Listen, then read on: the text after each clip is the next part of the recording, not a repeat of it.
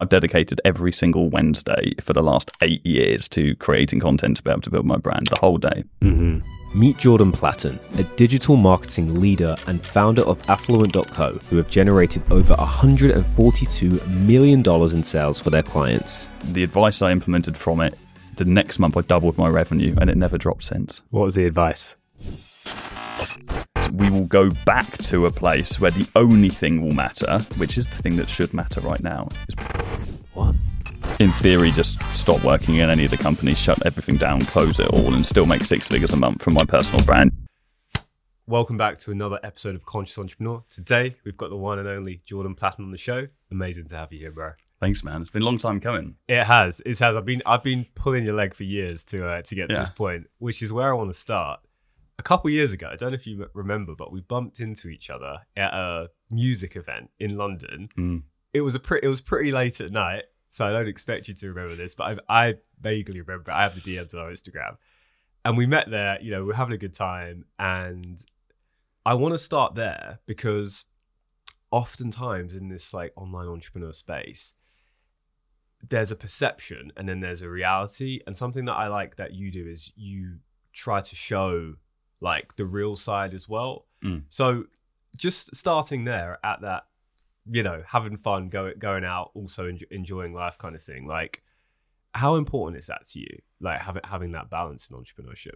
It's incredibly important. I mean, let's not butter it up. And it was 3 a.m. at a dirty rave in the back street in London, which is what it was. Yeah, I remember very clearly. And I remember the feeling of seeing you in the crowd and thinking, oh no.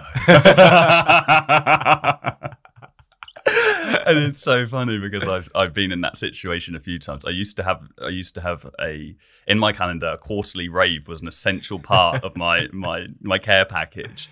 Every quarter I would go to a rave, and it's been incredibly important to me. Like, I think it's so important to let loose and to do those things. I'm not a big drinker. I used to be. I'm not a big drinker now. Actually, those raves have turned into a once every 6 month raves. But now I do a sober rave, which is just honestly mind-blowing moment when I did that for the first time. Enjoy it more than I do under the influence of God knows what. So yeah, man, I think it's very important to dedicate that time to do those things. 100%. Yeah. You'll love Bali when you come and visit because there's this thing called ecstatic dance. It's essentially a sober rave, but it's like you're doing it in the daytime. There's this beautiful music. You're just moving your body, having fun. The first time I did it was on mushrooms, I will say, which was definitely not sober. But now just doing it, I think it builds a different type of confidence in you, particularly coming from the UK where there's such a big drinking culture, and that's where you get your confidence from. Just being able to fully express, that actually helps you in business because it then means you don't need like a crutch. You don't need this or that just to be able to function properly. I 100% agree. I don't think that, and I have friends that drink and so on, and I would never tell anyone not to drink, but I don't believe long term alcohol is a very healthy substance on the brain. Really, I think it is a crux for many people. Something like mushrooms and psychedelics are a completely different experience, and something that I still do to this day. But being able to prove to yourself that you can be in an environment that you previously thought was only enjoyable because you were drunk is really interesting. And then you actually realize the things that you actually enjoy about the situation, you know, and you can take a step back and I know that I like those things because I just love the music, man. There's that vibration, there's that communal energy of having hundreds if not thousands of other people around you that are just loving the music, you know, and it's there. It's a vibration. I had that exact same realization when I used to be big into the festivals and stuff, and I was at Tomorrowland, massive music festival. This was 3-4 years ago now, and I remember the high I felt, and I realized, oh, this is just love. Like, that's actually what I'm feeling right now, and it's 100,000 people all having that same expression, that same level of love. That's what's so addictive about it. It's very interesting how if you analyze that across different musics as well, and different BPM ranges. Like, I've noticed that there are certain artists I can go to because I'm into melodic dance music, but I could go to a heavy tech rave and so on. And but my go-to nowadays would be melodic dance. And across different genres, you get different crowds and you get different energies and different levels of love. And I find that if you go to, let's say, a melodic house event, if someone's listening, and I've never gone to something like that, if you go to something like a melodic house event, if I recommended a DJ like a guy called Lee Burridge, who most people haven't heard of, go to that kind of event, the most beautiful people in the world, and there's love everywhere, and you just look around everybody and everybody's having a good time and everyone wants you to have a good time. Whereas you can go to some other environments where they're a little bit more hardcore and there isn't so much kind of passion around and everyone's there in it. It's nitty and but it's interesting. Music it takes us over, you know. I was gonna save the spiritual psychedelic stuff till the end, but as we're here, let's just full send it and go straight away. Like for me, they've been a massive teacher in my life. Not necessarily something I do regularly every single week or every single month, but in times I found them to be really powerful teachers. The biggest thing I found from them is just the ability to just become egoless temporarily. We always have an ego. The goal isn't to get rid of the ego, it's part of us. But I think they provide a gateway to be able to just see things from a higher perspective. How's your experience been with stuff like that? So I was first introduced to mushrooms by my business partner Joe, who was at the time far more spiritual than I am. I'm a very spiritual person now, but I think it's a very subjective thing, that word spiritual, and I think it's a word that sometimes we shy away from because some people watching this are thinking, "Oh, what on earth are these two plonkers talking about?" And actually, spiritualism is about, to me, it's about your connection to the world and your comfort level with the uncomfortable in the world, and also your ability to enjoy the gift that is your own company. I think a man's greatest gift is his own company, and it's such a shame that so many men, and by men I mean women as well, people I should say then, it's such a shame that most people are not fully comfortable within themselves. I think psychedelics are an unlock and a gateway for people to get to that point. I've been very fortunate that before the use of psychedelics, I was always very comfortable on my own. I could spend, I've always said I'm an introverted extrovert.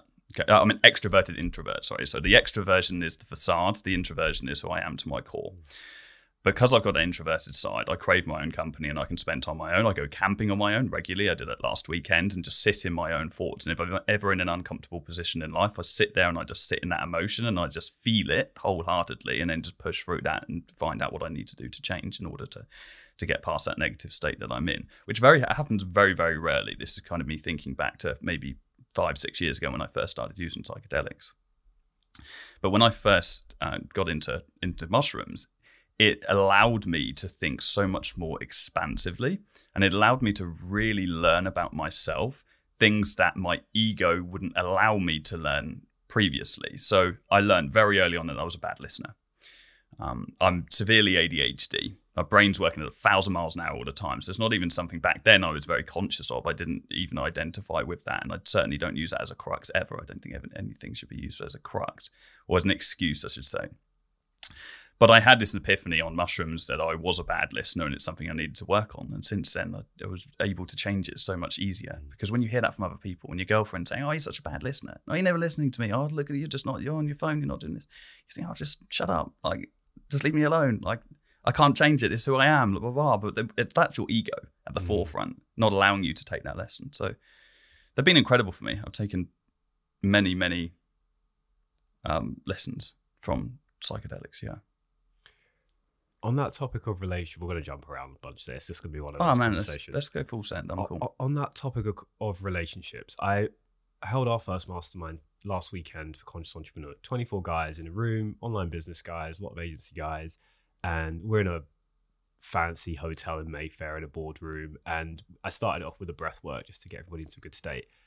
And one of the guys said, "Wow, I just realized that I still haven't forgiven my ex-girlfriend for something that happened in the relationship." And the topic just went on to relationships for an hour and we were only in there for 3 hours. And I personally think, like, if we're being honest, most of us get into starting a business to get women to start with, right? It's such a big motivator, but no one really talks about it. And I think that they're one of the biggest things that affect relationships. And I used to think that, okay, I'm going to wait until I'm at a certain level of success before finding a relationship. And I think that's what's told by the Andrew Tates to a lot of young guys, or to be honest, whoever in that community. But I actually think it can also be something that really helps your personal growth journey and your business journey, because I believe that relationships are mirrors. What's your perspective on relationships and business? Yeah, it's interesting. It's something I've been thinking about a lot recently. I've just come out of a long-term relationship. I've been in 2 relationships long-term, both over 3 years since I've been in business. And I started my company 8 years ago now, the one that's actually succeeded anyway. And I came into the business in a relationship, and when I was in that relationship initially, I just got kicked out of uni. It was in my first sales job. So this girl, from a frame perspective, has seen me as no one. You know, I was just building myself up to then making 6 figures a month whilst in that relationship with her, from nothing, building that up, going from driving a beaten up Corsa to a Porsche, you know. And that was quite difficult in that relationship. It almost became like a competition from her perspective. I think she got very envious and very jealous. I think it was quite hard, in the same sense that you notice with friends when you start doing well and you start working on yourself. Like, some people don't react to that very well, and it almost, well, it acts as a mirror to their own insecurity, and that's what happened in that relationship, and that's why we ended up breaking. I spent a bit of time on my own, went through the just kind of playing the field, messing around type situation, and being in that position, I don't think it's any more advantageous. I think it's actually worse, because you spend more time messing around and talking to people and having multiple dates and all of that, which I just think just really distracts you from business. It's completely counterintuitive, and it's just overindulgence, to be completely frank. It's no different if you are serial dating. It's no different to going out drinking every couple of times a week, because you're spending the same amount of time. We just look at it as something that takes up our time and our resource and our energy away from that main thing that we're trying to achieve, which is building a business. Then it's not productive. But I got to this point, already a multi-7-figure entrepreneur, and I thought to myself, I've made it now. I've never been around money as a child. And as a teen and as a young adult, in the area that I grew up, there wasn't many successful people. I was the most successful young person in my city by a long shot, and people treated me that way. So it got to my head. And so I thought I'd made it. I was a real shark in a fish tank. And I remember having this internal mindset that was like, oh, I've done it now. I need to go enjoy it. I need to find the girl. I need to think about the long-term family and stuff. And this is me at 26 maybe, and got in this relationship and basically retired for like 16 months, took myself off the business, took my eye off the ball. And at this point, as I'm doing that and I'm living life, I'm really enjoying myself, a lot of new people came in the industry. I remember this moment where I came back, and it was almost like I just had the cloud had just kind of like left me, and the honeymoon phase was over, and I was still in a loving relationship. But I remember looking around me and I was like, oh my God, I've got 15 new competitors. They're actually doing quite decent, that are getting good views, and in many cases more than me. And I was like, what have I done here? Chasing my ass for 2 years, trying to build myself back to that point, which we did, and some, and we kind of took back the kind of market dominance somewhat. And that was in itself just a massive learning curve, and of how distracting relationships can be. And I do believe that relationships are, I think, if for a man who is trying to, and this applies to women as well, but I can only really speak from a male perspective, for a man who's trying to build a legacy for themselves or build financial security in themselves. If we just look at business as, first of all, that unlock of financial security is what everyone really should experience.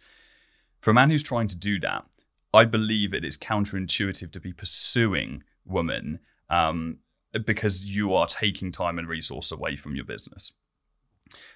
If you have already hit that financial security point and you're in a relationship, then great.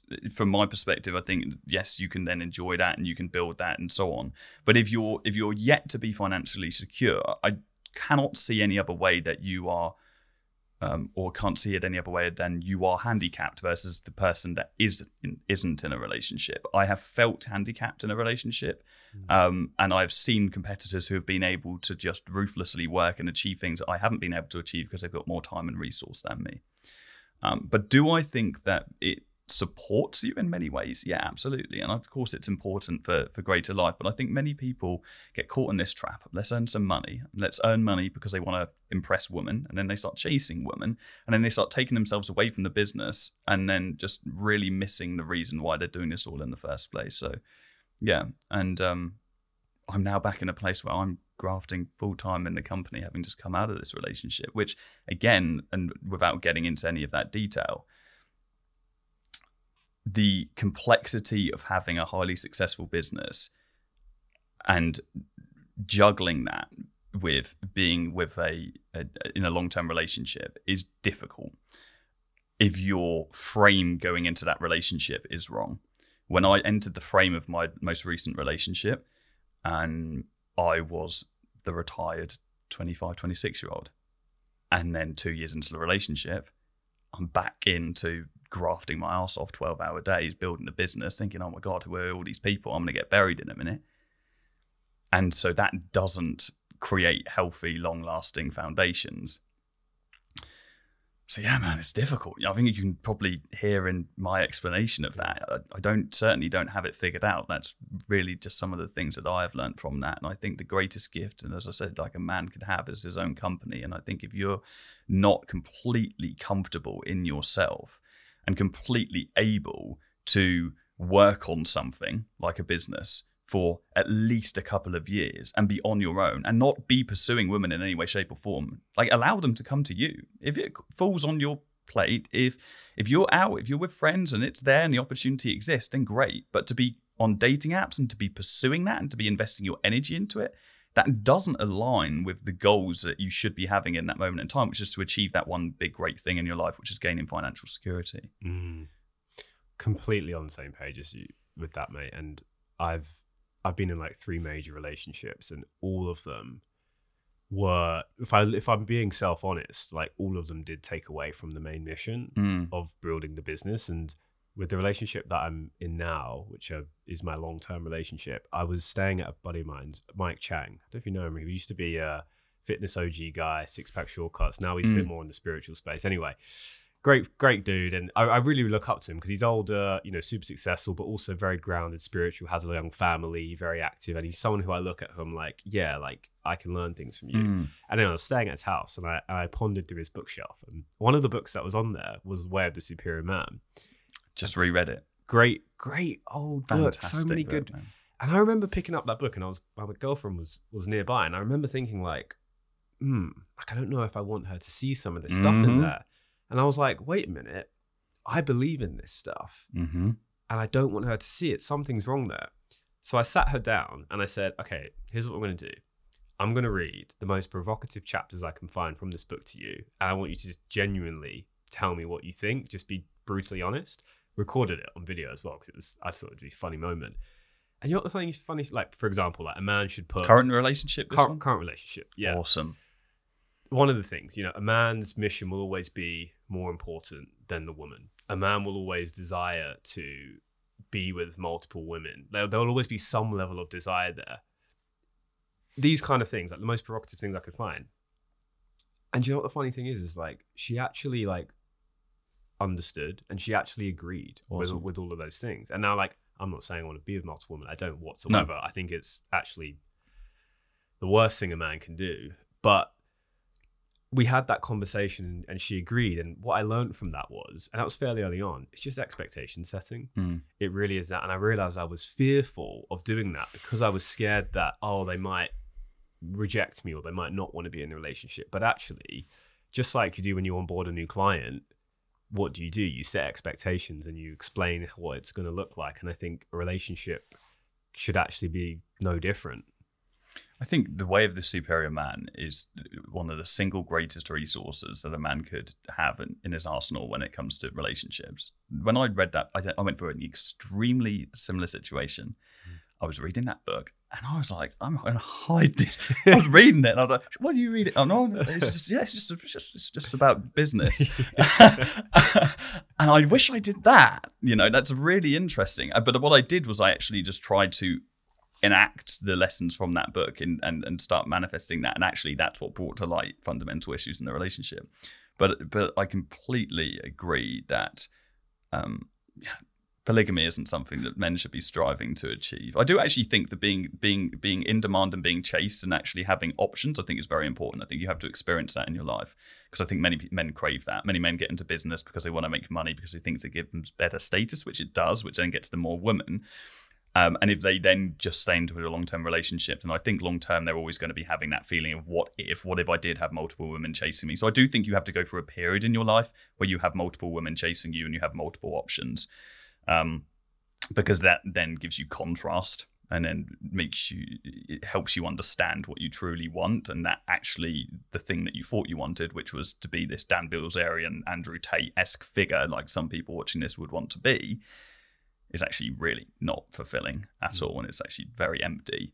And so you start looking to what actually are those things that fulfill you, and those are always much more positive, you know. So let's shift gears for a minute and talk about the future of the agency space. So you see a lot of founders now who are brands. Elon Musk, perfect example, right? He is a personal brand who owns many big companies, right? Well, he's a business owner who's created a personal brand. Mark Zuckerberg, another great example, probably one of the most disliked entrepreneurs. Up until last year or two, he started showing his personal side. He's now wearing t-shirts. He's now doing BJJ. He's challenging people to tournaments, and now people love the guy.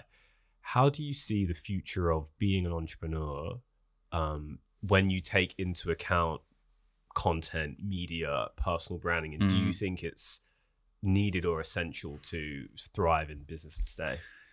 Few things to unpack. I think that, I mean, first of all, I think that building a personal brand is just one of the best things that any conscious entrepreneur could do. Can I just interrupt you for 1 second?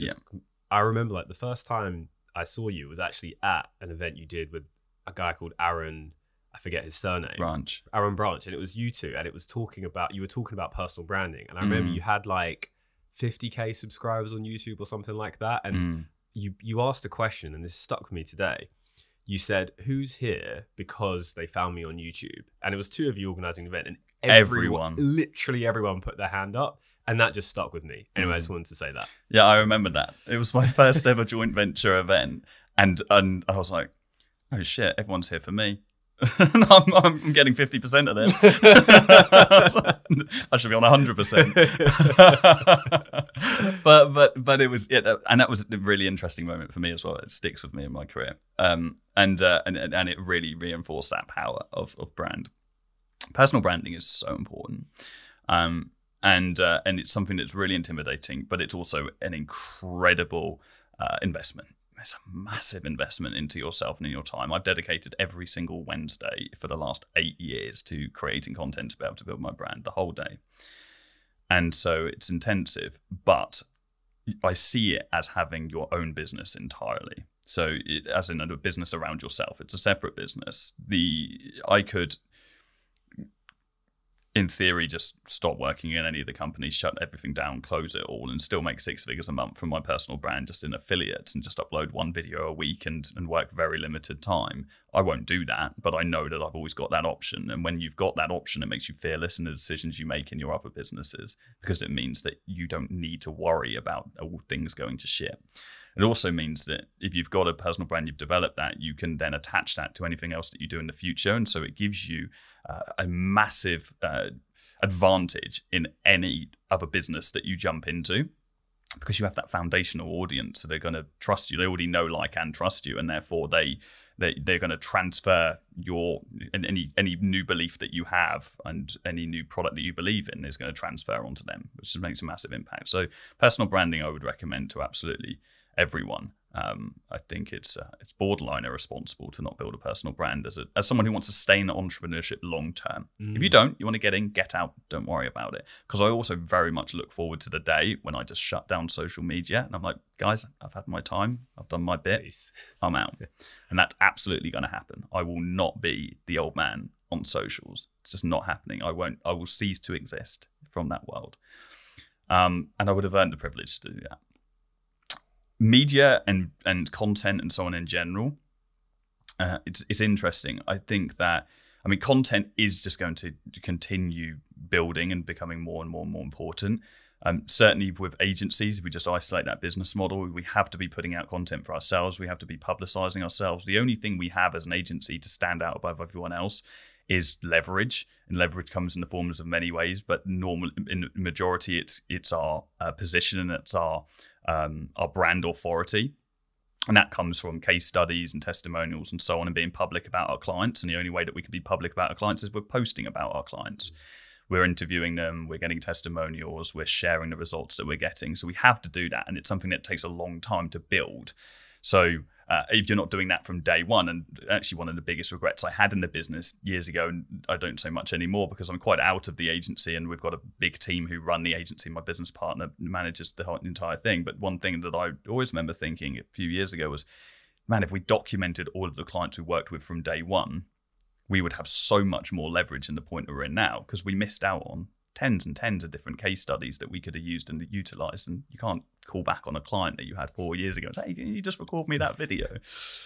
So anyone who's watching this, who's in the agency space or any business space, if you're in a business model where you can gather testimonials and assets, you should, what I call, build a leverage library from day one, and you're stacking that and documenting that at every step. And every single person you get good results for, you document that in some way, shape or form so you can use it down the line.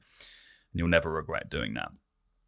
But I do believe we will get to a place in the market where so many brands will be so good at content and so good at marketing that we will go back to a place where the only thing will matter, which is the thing that should matter right now, is product. And I think when everybody is an exceptional marketer, when everybody's got a great offer, when everybody's got the ability to create ads with AI like that, and they can create the best scripts and VSLs in the world without having to have any marketing knowledge, when the algorithm itself is telling you this ad is performing well, why don't you try this hook, this hook, this hook, and all of that kind of intuition is taken away from it, and everybody looks fantastic, then product will be the only thing that matters. And that's the only place I will see that we will be, which will be a lovely place to be.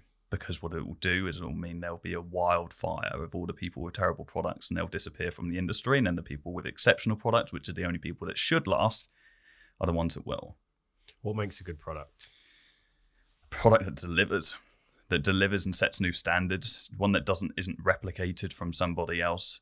So a good product is something that truly, an exceptional product is something that can only truly come with a great deal of time working with an industry. I think let's say if we just use the agency model as an example, if we start off working with, let's say, realtors, and we're offering we're amateur to the industry, we don't understand marketing. We're going to offer a lead generation service like most people do.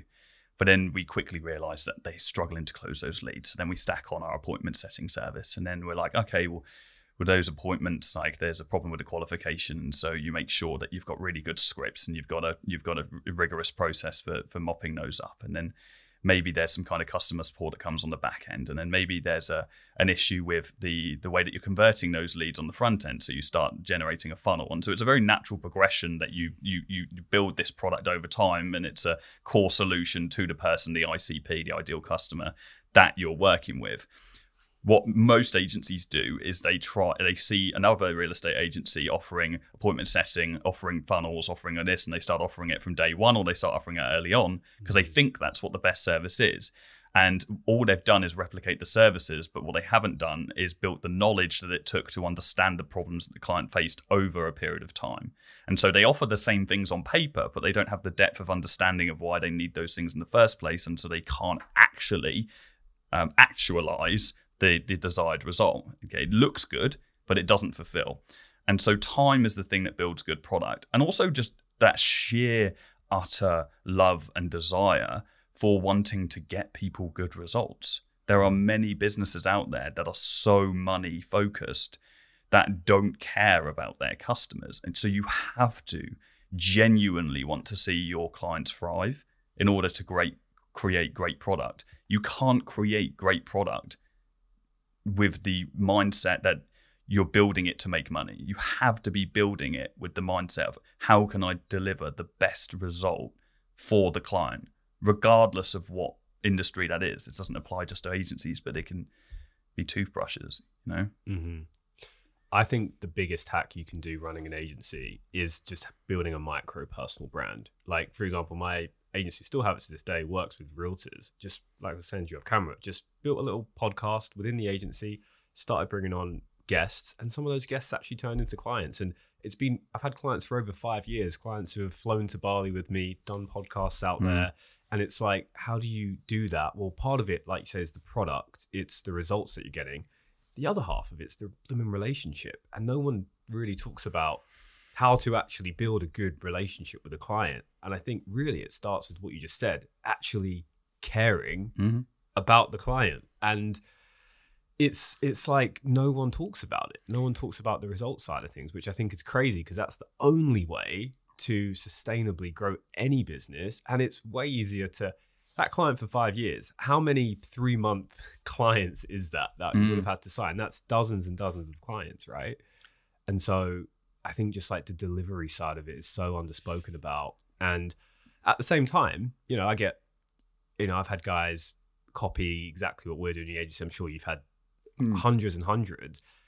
I don't necessarily think that's wrong because in terms of a place to start, when you're just starting out, I think, yeah, replicate until you figure out what to do for yourself. I think the problem with that, where people get stuck, is they then don't actually know how to create the thing. And I think that's where the problem lies. Well, it's more that they're overcomplicating but too soon. So it's all well and good taking someone out of a role that hasn't been in a marketing position before and asking them to do Facebook ads. It's an entirely different piece asking them to do Facebook ads, appointment setting, funnels, email marketing, and so on, which is what lots of people try and do very early on. They get like 5 clients in and all of a sudden they've got 5 services.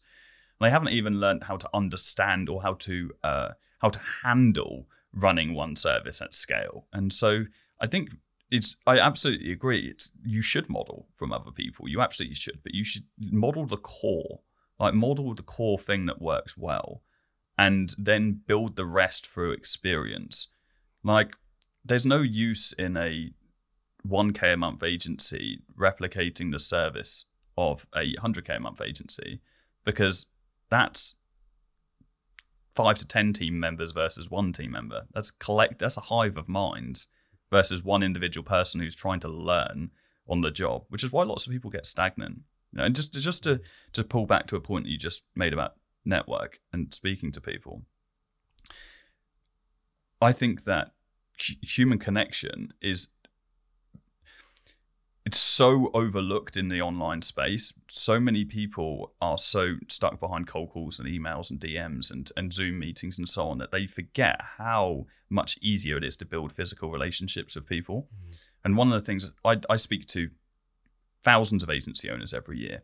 I look at tons of sales calls, and the main reason most people struggle with their sales calls is because that discovery stage where they're meant to be building the relationship, they're so kind of strung up on what they want to achieve from that call and the outcome that they want and trying to get the close, that they're completely overlooking the entire purpose of the call in the first place. And the entire purpose of the call is to really deeply understand what that person actually needs, provide a bespoke solution to them, but also just make them feel listened to. Because if they feel listened to, then they're going to trust you and they're going to want to buy from you.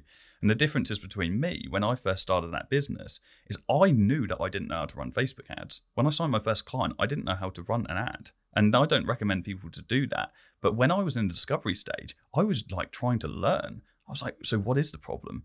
Okay, so tell me about that. Okay, so what have you tried? And then why didn't that work? And those questions are because I genuinely wanted to know why, what worked, what didn't work, why, and how can I do this? Because I was desperate to be successful, desperate to make money. So I'm like, the answers were inside the client's mind. They were giving me the solution. So when I'm doing a discovery, it was so authentic and so genuine because I desperately wanted to know the answers to, or know that there was a solution that I could create for that client, instead of thinking, okay, I need to ask about revenue, and then I need to ask about this, and then I need to go through this framework, and then I need to say, why can't you do it by yourself? And I'm following a framework, but it came from genuine desire and interest to actually help that person.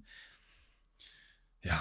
That's such gold for anyone who wants to get better on sales. It's like, yes, you need a framework of how to conduct a sales call, but that is the thing that really makes you different. It's just that genuine, actually giving a crap about the client. Quick story. So my first ever client was actually somebody you might know in Norwich. It was a pizza place called Donielli's Pizza. Banging. Have you been? Yeah. Isn't it just such a great pizza? Good, yeah. Like, honestly, one of the best pizzas I've had. Still to this day, man. incredible. And I used to go there, eat my pizza while I was at UEA in Norwich, going to university. And I was like, this is when I was just bought Ty Lopez's course. So I'm like, all right, let's go get some clients. I'm getting my hair cut. Yo, I think you need some Facebook ads. I'm in the dentist, getting a fill-in. I think you could do some Facebook ads. Getting a pizza at Donielli's. I think you could use some Facebook ads. Okay, yeah, let's have a meeting. Oh, shit, okay. I'm in my loft in my parents' house, clearing all my stuff out 2 days ago, and I find this thick book, this Filofax. I'll show you a video after, and I open it up, and it's a pitch that I'd made for that pizza shop, and it's like lifetime value of a customer. Here are some mock-up ads that we would create for you. Here's your SEO score. I didn't even know what SEO was, but I managed to get him an SEO score off a random website that tells you an SEO score. And I had this entire booklet of stuff that I showed him to say, hey, like, here's how I think we can help your business online. And, you know, that was what it used to take to get a client. £500 a month that client was for. And I think nowadays, you know, that human element of it, through sending out 1,000 cold DMs or you know, AI can make your cold calls now and all this stuff. And don't get me wrong, leverage is fantastic and I'm all for that.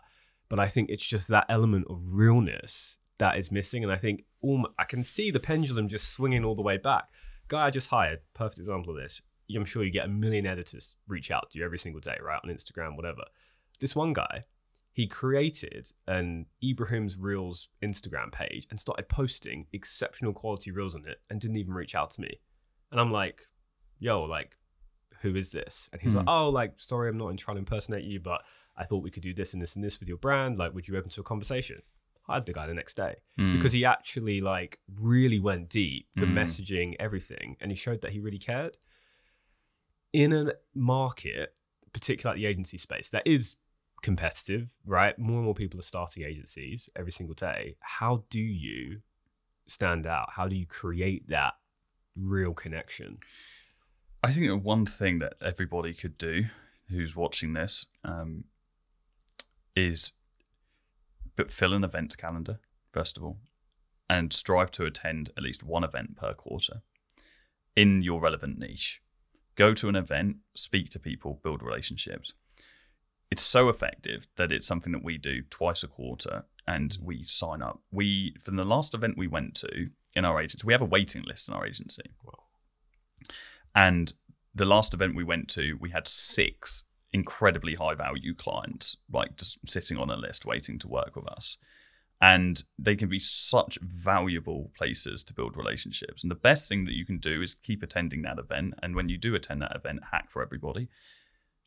Get a VIP ticket so you actually get the dinner. Go around the right people if you can afford to do so. And then get yourself in a position where you can speak. If you can speak on a stage, the transfer of authority is just insane. Doesn't matter what room you're in, doesn't matter who is in that room, you are instantly elevated above whoever is watching you. And it's just been so valuable for us to do that. So that's a very small thing you can do. Even smaller than that, looking like first stages, like pre-revenue, go to local networking events, go to brunches and so on. There'll be plenty about. My first ever client, Jane, owner of a restaurant called The Library, she took me to a networking event called the Avocado Club. It was owned by a guy called Kira Miles, and it was amazing. She took me there, and I met my not my second and third, it was actually my third and fourth client I met there, which was a jeweler, and I met a furniture store there as well. And I signed them both up like a couple of weeks afterwards.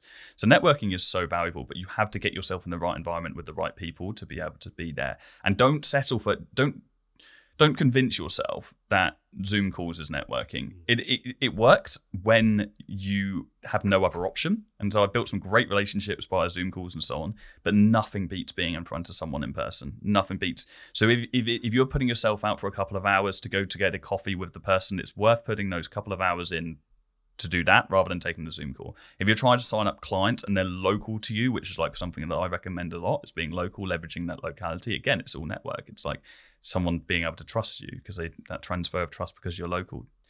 Go to them and be in person. I guarantee your close rate will be double what it is on Zoom calls because it's, again, completely different. All we're trying to do is build trust with people. And the reality is there are 1,000 agencies out there, plus way more, that offer Facebook ads. There are thousands of educational products for fitness entrepreneurs. There are thousands of any different business that you could possibly run. But people are just looking to buy from someone they already know, or there's someone that knows someone that has already bought from you before. They're looking to transfer trust. So you were at a mastermind yesterday, OGs of the space, John Pemberthy, those kind of guys, right? Were you speaking at that event as well? Yeah, I spoke at the event. So I'm really big on masterminds. We just launched our own one for the first time a few months ago. I go to multiple per year. I have some thoughts around it, but I want to ask you first. Like, first of all, why do you go to them? And I would love for you to share like a couple of takeaways from this recent one you went to. So I believe that masterminds at a certain business, at a certain point in business, because you don't want to completely put yourself out where you can't afford it. If you can afford to go to masterminds, as a single greatest resource that you could have in order to elevate yourself further. We start off with courses. We then go to mentorship and coaching. We end up at masterminds. Masterminds are the pinnacle of education transfer.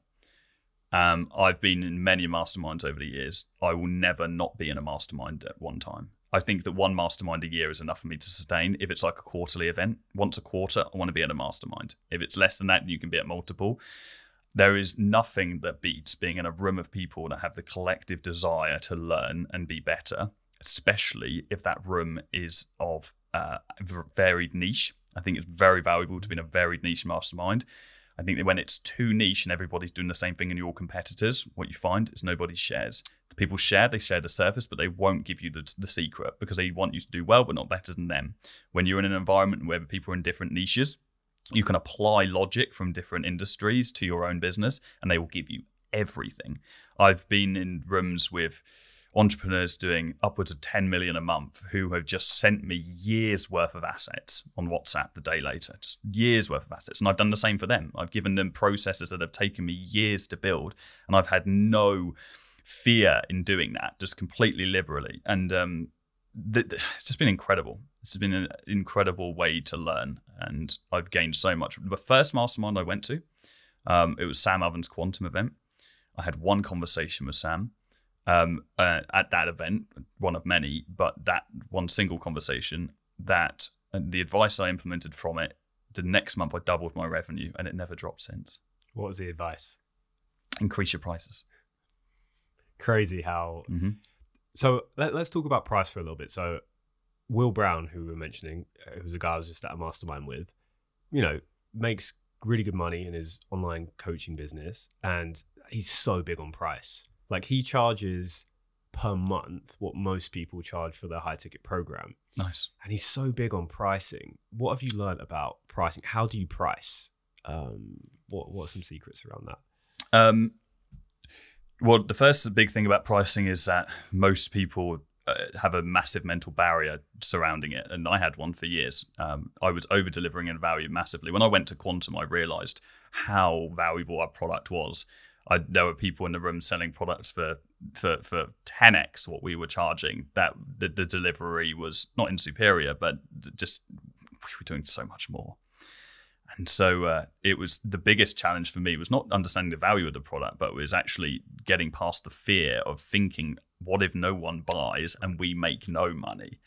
And that's completely irrational because we quadrupled our price. We stacked a little bit extra value. The value was already there, but we quadrupled our price.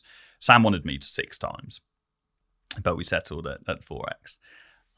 We stacked a little bit more value on, but the value was already there. And the mindset is, well, even if half of the people buy, we're still going to make the same money. The same amount of people bought and the same conversion rate. Close rate didn't drop. And so we just doubled our revenue. Close rate must have dropped a little bit, but because we ended up in double revenue. Yeah, I can't remember. But yeah. And I think that price is always dictated by value, and it's always dictated by credibility and previous results. So you can't be a new start service provider or product seller and be going in high ticket if the value isn't completely evident. You need to make sure that you've got legacy and got results. At the point that I quadrupled my prices, I'd already worked with thousands of entrepreneurs and had so many case studies. No, you don't need thousands. You could have 10 really great case studies. You need just proof in the product itself and that it actually works. Because there are many high ticket products out there that don't deliver the result that they promise that they will achieve. And so, yeah, you have to increase your prices, but you can't increase prices to existing customers. Yeah. Okay. On that topic of masterminds, I'm curious, from this one you were just at, what are some takeaways that you took from it that you're going to go and implement? I suppose one of the biggest conversations that stuck with me was surrounding culture. So being a better leader, it's something I'm very interested in at the moment. I've got over 60 people in both companies, but really 30 under my direct management. As I say, I'm not too involved in managing, or at all really involved in managing the agency team, but we've got about 30 people there as well. But in my education business, we're just over 30. And I think I could be a better leader. I think everyone could be a better leader. And I think that as your company grows, everything becomes about team, and everything becomes about empowering other people. And we have to step back from our desire to micromanage. And one thing that I realized, in a kind of an epiphany that I had this week, is I will often give my team the lesson before they make the mistake. So they'll come to me and say, Jordan, I want to do this. And so we have a head of department, we have a head of product, we have a head of operations, we have a head of sales, and so on. And I'll have many conversations with those, and someone will come to me and say, Jordan, I want to do this thing. I'm like, no, we can't do that because of X, Y, Z. This is the lesson. Or they'll say, I did this thing, but it didn't work, and I'd give them a lesson. But actually, the mistake and the valuable way of doing that as a leader is let them make the mistake, let them feel the pain, let them feel the failure themselves, let them sit in that and realize that they made the mistake, and then give them the lesson. They have to make the mistake in order for them to take the lesson and for them to implement it. If you always save your team by preventing them from making mistakes, they're never going to be in a position where they can actually do these things without making the mistake in the first place. So they have to go through the failures that you went through in order to get to the point that you're in order for them to grow as individuals. So we can't micromanage our team. So I suppose that's just a micro lesson there. Dived into a lot of stuff surrounding culture, but that's one of the things that stuck with me is don't give your team the lesson before they make the mistake. So you've got two companies with 60 employees under you. That's crazy, man. First of all, like that's what a position to be in. That's also a lot of responsibility. How do you deal with that? Like just from a mental perspective, having like that many people whose livelihood is responsible for you. We're all on a collective mission first. So we're all in it together, and everybody's in that understanding. So our failure is their failure, their wins are our wins are their wins. And it's also very important to have very strong head of departments in place. So whilst we have a ton of team members and everyone comes to me for many things, and even an appointment setter will bypass the sales leaders to talk to me about certain things sometimes. But it's important to have those big figures in the business in place who can manage individual departments. The mental pressure is something that gets mitigated over time because you're stacking additional team members gradually. It's like I remember before I was in business, I looked at entrepreneurs. I thought, how do people manage two companies? How do they manage team members? How do they manage multiple services? How does someone like Elon Musk run a business like he runs and multiple businesses and his brain doesn't implode? But what I realized is it's very gradual. It's like a process that happens over time. And so you don't actually feel necessarily the stress increasing too much because it's only happening at a very slow pace. And so going from one team member to 30, I mean, we actually went from one team member to just shy of 20 in 12 months. So we had like a huge amount of scale, not last year, the year before. And so that was relatively stressful, but it was getting those head of departments in that made a big difference. Yeah. And getting rid of hiring. HR manager was one of the best hires I've ever made. All right, I'm gonna ask you some good questions for good real clips. If you're starting an agency from scratch this year, what would be your first 3 moves to build that agency up to say 10K a month? Don't niche down. Go scattergun in your local area. Reach out to every suitable business. Offer an appointment setting service. And cold call. Cold call, and this is a joint third step. Cold call and go door to door. Door to door is amazing. Door to door is, and it's so slapped on. I would go door to door and I would do cold calling and I would go local. Yeah, that's the step. I love that. Because I think that's real. Like, that's also how I started. My first client was a pizza place, then it was a pet insurance company, then it was my mentor's marketing agency who had a client who was a university in the US, and it was all random, but I gained all the skills through doing that. When you're successful, opportunity is abundant. When you're just getting started, opportunity is so scarce, and so we need to find it. Most people, and this is what I hate about so many gurus, would say, you need to work with this niche, with this very niche service. That's sniper. Like, you're like picking opportunity. You don't have opportunity. So you need to get a shotgun with as many pellets as possible and just be like, guys, like, I'm out here trying to do this thing. Who wants to work with me? You know, put yourself out there in as many environments as possible because opportunity is so scarce. Have as many conversations as you can and speak to a variety of people, because you might have one conversation with one person and it unlocks 10 clients for you. They've got a network, they know people and so on. And if you limited yourself to, I'm just going to offer this one core service, this like really niche thing to just home improvement businesses, you know, you're putting yourself in this small box, but you don't know that in your local area, there might be so much more opportunity in a different industry. And so we have to just be like, let's let it all come. And then we niche down over time. Now, what we say is, my motto is 0 to 10K a month is throwing shit at the wall and seeing what sticks. 10 to 100K is analyzing what works and just focusing on that one thing. That was my next question for you, from the 10 to 100. So to unpack that a little bit, so you've worked with a bunch of clients from 0 to 10. Now, how do you break that down on, like, how are you running the agency? How are you now niching things down? Like, what does that process look going from 10 to 100K a month? Yeah, I have a framework it's called the TILS framework. And what I do is, if an agency is at, let's say, around 10K a month and they want to get to 100K plus, like, what we have to do is it's track, identify, leverage, systemize. So we track all of their data. We understand exactly where they're at and understand what has worked historically and what is working right now. And then we get rid of the stuff that isn't working and just focus on that one thing. So what we're actually looking for is one client acquisition strategy that's showing promise, and we just only focus energy and attention on that one client acquisition strategy, because you can follow one strategy to get to 100K. Some agencies will do one inbound, one outbound. So they might run ads and then maybe have something like email going at the same time. Some will just have a really good referral network. Some will have content going for them, but it's one or two channels, and we just focus on that. So we track. We then identify what that channel actually is, so where the leverage is in the business.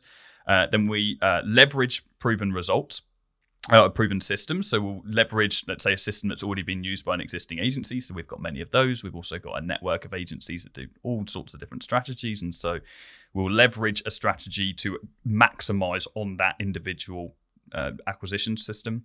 And then we systemize it through delegation or automation. So we get rid of it. We either give it to a team member, we hire someone who can manage it, or we automate it if we can through AI or through automations and so on, or through software, and then repeat the process and just keep doing that. We track the business, we identify the leverage point, we leverage a proven strategy, and then we systemize it. And we just keep doing that again and again. Most business owners, certainly between 10 and 100K, biggest problem is they get stuck in the weeds. They don't know what they're working on. 1 minute they're working on service, 1 minute they're working on sales. They're trying a bit of email, doing DMs, following the same mindset that it took to get them to 10K a month. They're following a scarcity mindset. They don't realize that opportunity is now around them, and they just need to look at where the opportunity is and just focus on that one thing. So many gems in that, mate. Like, for me, I remember getting to the agency where it was at like 50K a month, and I had a big, decent sized team, and it was just like, it was a headache for me, man. Like, I honestly like hated the thing that I'd built. And so one day I just let go of most of the team members, and I said, okay, I'm just going to try and like rebuild this thing up, but in a lean and sustainable way. Because for me,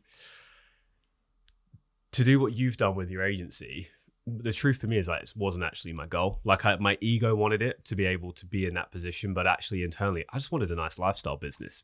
20, 50K a month, lean was actually what I truly wanted, and then use that to go and build the next thing, right? Yeah. So I let everyone go, and I just kept my 1A player who basically managed the back end. And this is where I started to look at, okay, how can I still get good results but without this big team? That was when I found AI. And I want to ask you a little bit about AI and technology and future for that in a second. But I started using a software called Appointwise, which I think you guys know about. I introduced it to Matt. He then used it in his agency, and now he's like the partner with them. how important is AI in your agency, and how do you see like the future of AI in terms of like, because it has actually replaced team members for me. Like that's actually genuinely happened. Like, how do you see it impacting agency moving forward? AI decreases time spent on tasks is what it does now.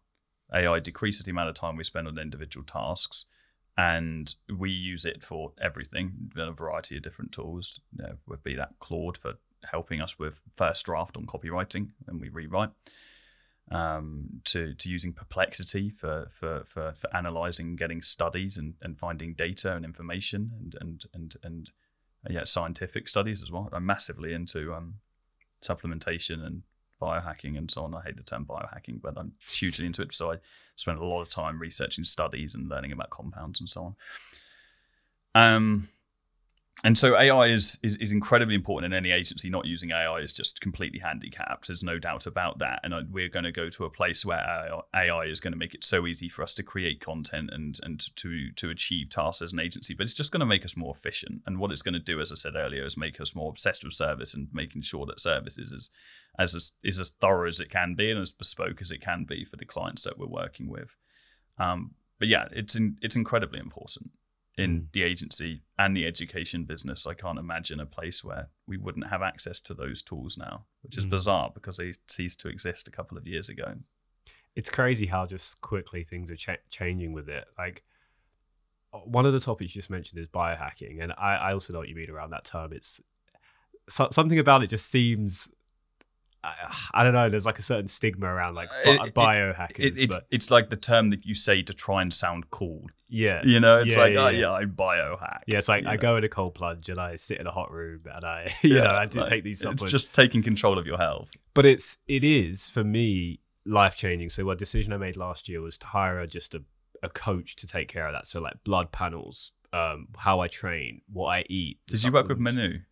No, I do get his outreach DMs 3 times a day though, for his bloody automation. I haven't worked with him. I work with somebody local in Bali called Rue, who is absolutely fantastic. He is like AI, but in a human body. He's so intelligent, and so bloods. Based on those bloods, here's the supplementation. Here's how you train. Here's how you eat. Here's how you sleep. Everything based on the data, and that fundamentally was one of the biggest shifts that I had in my whole life, because I just became a superior version of myself just as I operate as a human. For you, because I know you're big into this as well, like what are some of your main routines or habits around that stuff, and how's it affected you? I started that journey about 2.5 years ago, and it is a true Manu, who I worked with, created a monster in me. And can I just say, you're his best blooming case study. I mean, I'm pretty sure it's like, I worked with Jordan Platten. I'm like, I know. We're at a point where I come to Manu to show him things now. You must have made that guy so much fun by working with him. Great guy. Cyborg. Complete cyborg. Love him to pieces, but just the most optimal person I've ever met in my life. But I learned so much from him about my health. And I take over 60 supplements a day, every single compound. I could tell you what it does, and I've studied everything very deeply. I wake up early, go to the gym. I train 3 times a week, strength. I run 3 times a week as well, and I do a variety of other things. I'm really focused on longevity, so I have a variety of exercise, which is the most healthy thing. If you're like a hybrid athlete, as per se, rather than just focused on one thing, then it's a healthier state for the body. I avoid carbs before dinner and eat keto before dinner, just to mitigate brain fog. I have a concoction of focus based supplements every morning, and I've kind of found an art there with it as well. But I'm extremely optimal from that perspective, and I find it very interesting, like incredibly interesting. Syncing your circadian rhythm, cold plunging, grounding. For someone who's, doesn't have a huge budget, what would you recommend to them as like the main things they should do to optimize their routine? 1 hour a day outside, at least in nature. I think that time in nature is just one of the most slept on things that humans can do. It's literally what we were born on this planet doing. And now we are confined to concrete jungles, and we think that's okay, which is insane.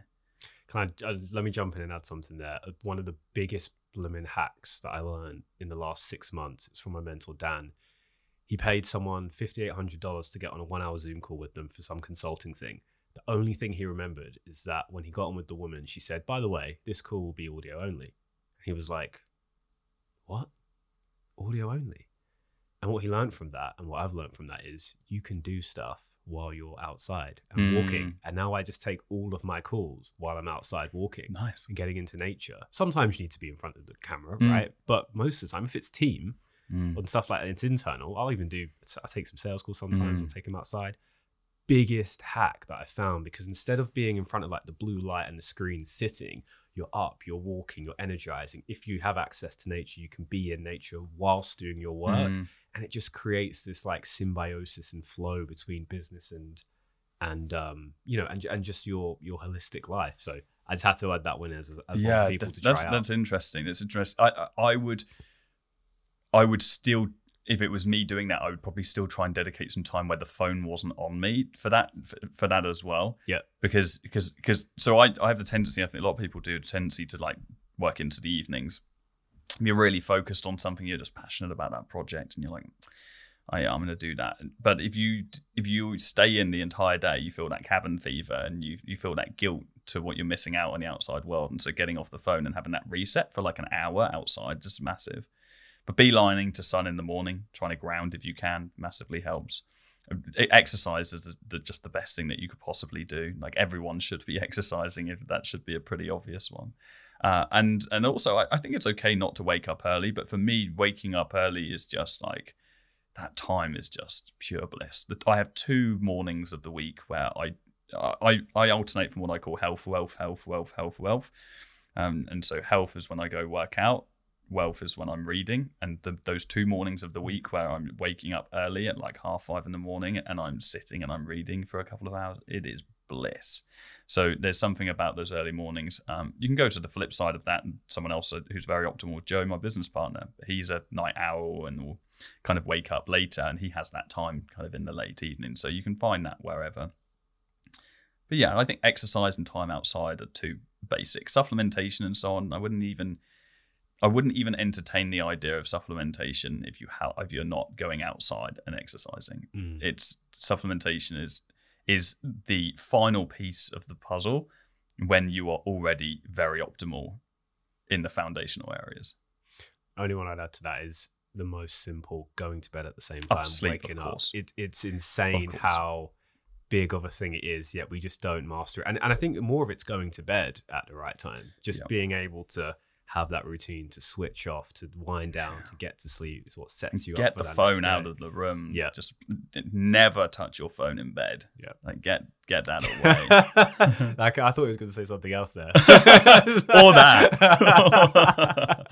Yeah, or that. I know we've only got a few minutes left, so I'll ask you a few questions to wrap up. One of them you said was around, you said you dedicate 2 mornings a week to reading. So reading was huge for me. When I bought Tai Lopez's $67 course, the only thing I remember from it was find a mentor and read books. That's what got me reading 8-9 years ago, changed my life. I have slipped massively on that habit where I'm ashamed at how little I actually read now. It's really interesting to me to hear someone like you say you actually dedicate that time to reading. So first of all, convince me to bloom and start reading again, because I want to do it. I just haven't dedicated the time to it, which is completely on me. Well, the first thing I would say is I am a massive hypocrite in the sense that for years I didn't have that habit, and it was only when I started a business that I started that.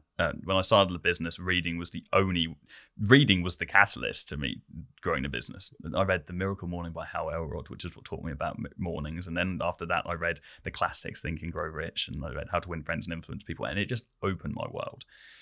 And then I went through about 3 years where I didn't read. I was watching videos and YouTube and consuming content elsewhere. But now I think first of all, it's just incredibly therapeutic. It's like meditation. And second of all, I think it's not. I think you look at people that read every single day and you think, I could do that. I just don't have the time to do it. But me dedicating just 2 times a week, just like it's like a Tuesday morning and a Thursday morning, that makes a massive difference, because at least I'm doing something, and it gives you different perspective that video-based content and podcasts don't give you. You know, there's something about that. Something about sitting in front of words and having the ability to stop and write and contemplate and think, and also just be in this meditative state that is just very, very effective. I think that anybody watching this should be reading at least once or twice a week. Yeah, but you don't get through books very quickly. That's the thing. It takes a long time to get through things, you know. And I wish I had that habit where I could say, you know, every day, 1 hour a day, you're reading, but I don't do that. So I suppose I'm hypocritical in that. I think it's how you set it up, right? 2 days a week is what works for you, and I think that's actually really smart. The thing I'm taking away from you is just having the structure and actually planning it in, because it's so, for me, it would be like before bed, but then if I'm tired, I'll just fall asleep. So I think having it planned in is what I'm taking. Yeah, I'm routine obsessed. Yeah, I'm routine obsessed. I got invited to go to Temecula today, last minute, to go to a mastermind. It's like over 50K for this mastermind. I got invited for free, and it looks incredible. 4 days, and actually the person presumed I was going, but forgot to send me the invite, which I got last minute, and I was contemplating going. I was like, I'm gonna get this last minute flight. But then equally as incredible as that would be, as an amazing experience it would be, the idea of getting back home, as of now being away for 4 days at this mastermind, and getting back to my routine is just the sexiest thing on the planet right now. And going back and just being in that, because I just know what I achieve when I'm in that state, and I know how happy and deeply satisfying that is. Like having a routine that you've got written down that you try and stick to. And also, actually, the key is having variables of the routine. So you know there are a few things that can change, and if they change, you know how everything else impacts. So, for example, there might be a certain class that I go to on a Saturday morning.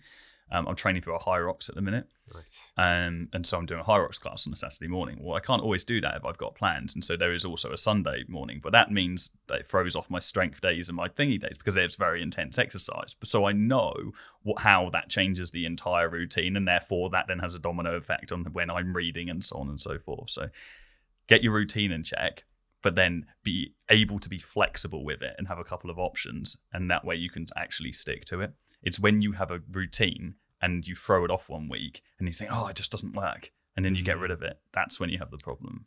One of the biggest things I see with people with routines, and what I struggled with, is we all know meditation is important. We know about the benefits of it, right? But in reality, I think a lot of people just don't actually do it regularly. It's kind of one of those things where you know it's good, but you don't do it.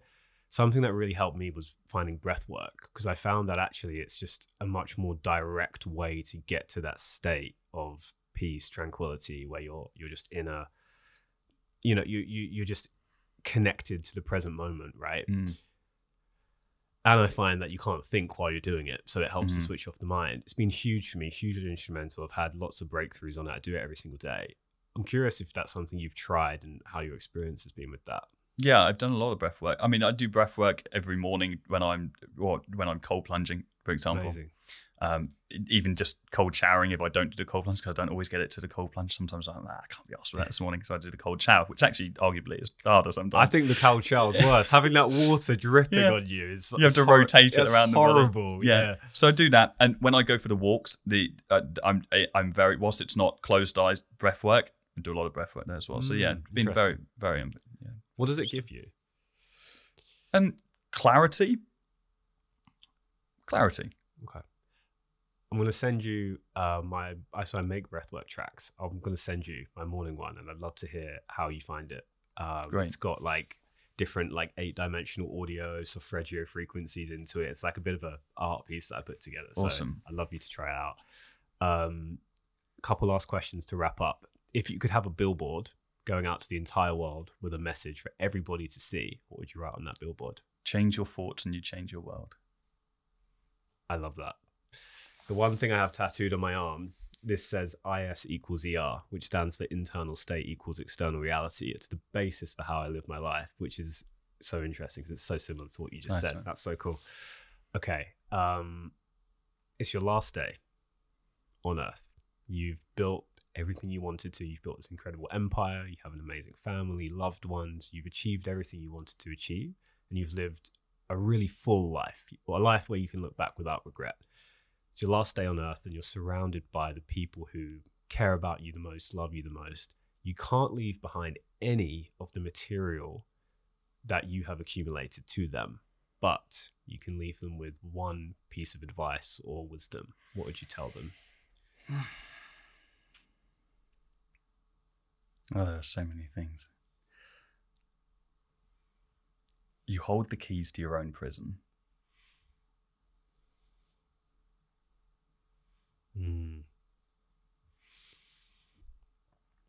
I think we create mental prisons for ourselves in a way, don't we? People don't realize that they are in complete control of their situation. And fear is the thing that riddles them from actually just putting the key in the slot and turning it, and just opening the door to a different world. How do you overcome that fear? I think that fear is overcome through, you have to unlock the belief that fear is a construct and an illusion. And so you have to, through repetition, push through fear, probably in something very small to start off with, something very small, like going to the gym if you're not going to the gym and it scares you because you're worried what people think about you, or starting to record YouTube content because you're worried what people think about you, or getting rid of a friend because you're worried about what might happen, something small like that. And then understanding the positive benefits to that thing, and then repeating that with larger and larger and larger things in your life until you get to the point where fear is just completely a construct to you. I don't fear anything. I will do anything. If I'm afraid of it, then it excites the shit out of me, because I'm like, yes, it's something I can do and I can grow in, I can develop, because I know how much positivity comes off the back of that. So I think to that journey, I can only see it as time and repetition in pushing through fears that have allowed me to do that. And the average person who's watching this, if they feel that they're riddled with fear to break up with their partner, that they're in a relationship that doesn't work, or they're scared to start a business or scared to start doing content, think about your smallest fears, tackle those first, prove to yourself that the benefit exists on the other side of that, and then just keep repeating that in larger and larger fears. If you've got this far and you listen to this podcast, write down what is the single biggest fear that is stopping you from doing what you know you need to do, the thing that you know you should have been doing in this last few months, maybe even years. Go and do that thing today. Actually do it. Because if you've got this far, you've obviously resonated with everything that's been said today. Go and do it, because that might just be the thing that unlocks exactly what you're looking for. Thank you, mate. This has been an absolute pleasure. I'm really, really glad we made this happen in person as well. We'll have all your links and everything dropped below so people can find you. But any last messages you want to give for people? Anything you want to share before we wrap up? No, I think the final bit of advice I would give to people watching this is that the amount of value you put out into the world is directly correlated to how much money you want to make. So if you're watching this and you're still in that period of your life when you want to earn a lot of money, that's cool. But just focus on delivering value to people, and then that money will come to you. Solid. Thanks, mate.